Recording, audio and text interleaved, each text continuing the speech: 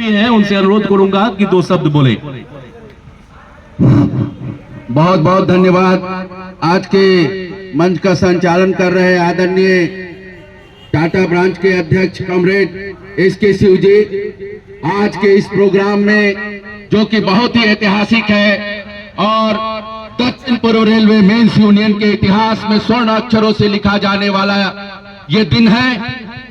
जैसा कि आप सभी जानते हैं, हमारे बीच में युवा और तेज तर्रार divisional coordinator comrade MK Singh उपस्थित हैं, उनका भी उद्बोधन आप सुन चुके हैं।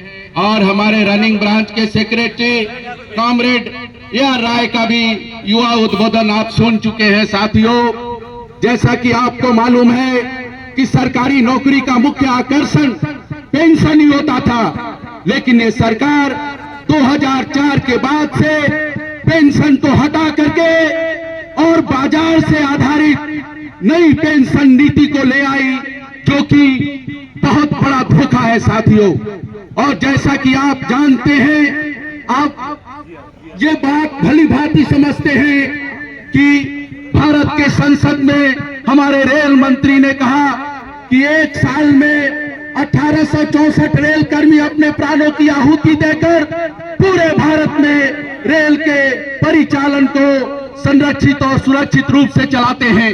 चाहे वो हमारा गैंगमैन हो, चाहे हमारा ट्रैकमैन हो, चाहे रेलवे के गार्ड हो, चाहे ड्राइवर हो, चाहे एसएम हो, रेलवे सुरक्षा बल हो, चाहे कोई भी रेलवे का जवान हो।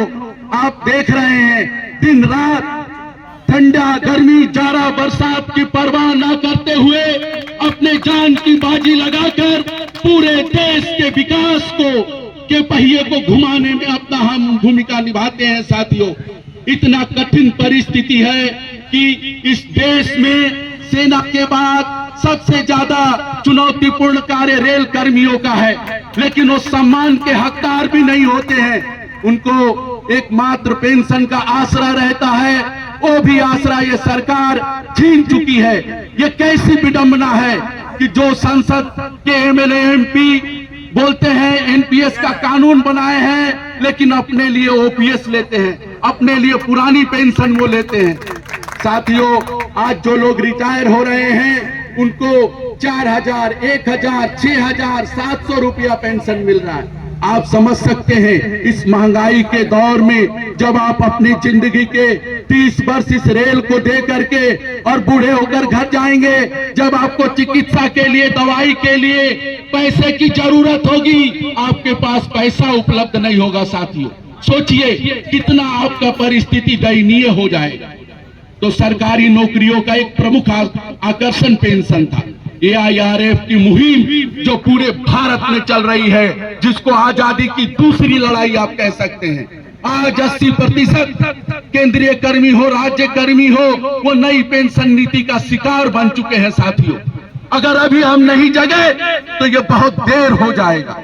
इसीलिए AIRF के राष्ट्रीय महासचिव कॉमरेड शिव गोपाल मिश्रा ने 35 सरकारी संगठनों का NJCM गठित करके और पूरे देश में मुहिम चला रखी है। उसी के अधीन में आज ये हमारा चौथा दिन का भूख हड़ताल है, जिसमें दक्षिण पूर्व railway men's union, Chakradharpur rail मंडल जो पूरे देश में माल परिवहन में अपना स्थान रखता है, वहां के युवा कर्मियों को इससे जोड़कर एक नया इतिहास रच रही है। साथियों, ये अभी तो ली लड़ाई है, आगे बहुत लड़ाई है। जो भी जगा हुआ आदमी है, जिसकी आत्मा में प्राण का संचरण हो रहा है और जो अपना भविष्य को समझता है, वो दक्षिण पूर्व रेलवे मेंस यूनियन की इस मुहिम से जुड़ करके इसको सफल बनाने का काम करेगा। साथियों, जैसा कि आप सभी जानते हैं, परिवार में एक बच्चा रोता है तभी उसको अपना माँ भी स्तनपान कराती है भूखा समझकर। लेकिन राम मनोहर लोहिया ने कहा था कि ये अंधी, बहरी और गूंगी सरकार को सुनाने के लिए जनमत को हुंकार लगाना पड़ता है। साथियों, और आज वैसे ही हुंकार की जरूरत है, क्योंकि आपका भविष्य असुरक्षित हो चला है।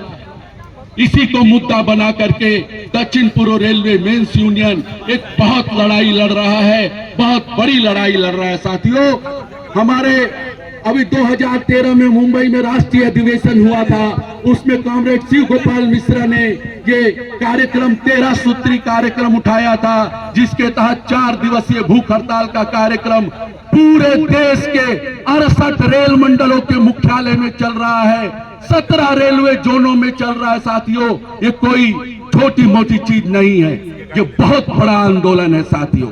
इसीलिए अन्याय के विरोध में अगर आप आज नहीं खड़े होंगे तो कल आपके साथ भी अन्याय होगा। इस बात से आप भली भांति परिचित है साथियों। जैसा कि आप जानते हैं, आपके नौकरी पे कितना दबाव बढ़ता जा रहा है। दिनों दिन राकेश मोहन कमेटी की रिपोर्ट लागू हो चुकी है, विवेक देव राय कमेटी का रिपोर्ट भी लागू हो रहा है। रेल कर्मियों के बड़े पैमाने पे छटनी किया जा रहा है। रेलवे का वॉल्यूम ऑफ ऑपरेशन कई गुना बढ़ चुका है। एक एक कर्मचारी के ऊपर कितना दबाव है साथियों। और पेंशन जो उनका जीवन का हक था, सर्वोच्च न्यायालय ने अपने निर्णय में कहा है, सुप्रीम कोर्ट ने अपने जजमेंट में कहा है कि पेंशन कोई भीख नहीं है, कोई अनुदान नहीं है, ये सरकारी कर्मियों का हक है जो सरकार को उनको देना पड़ेगा साथियों।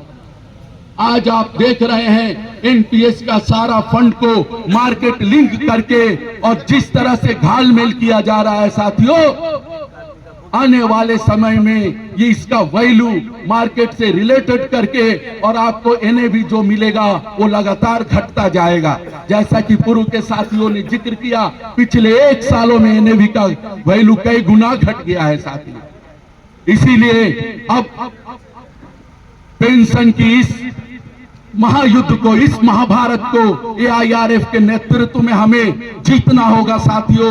ये न्याय और सत्य की लड़ाई है, ईमानदारी और परिश्रम की लड़ाई है, जो हम जीत करके रहेंगे अगर आपका साथ हमें मिलेगा साथियों।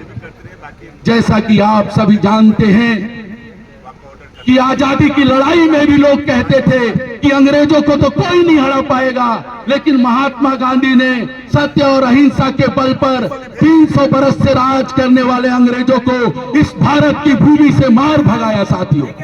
तो हम संख्या बल में भले ही कम दिखे आपको, लेकिन हमारा जो मनोबल है, चट्टानी एकता है, उसके आगे इस सरकार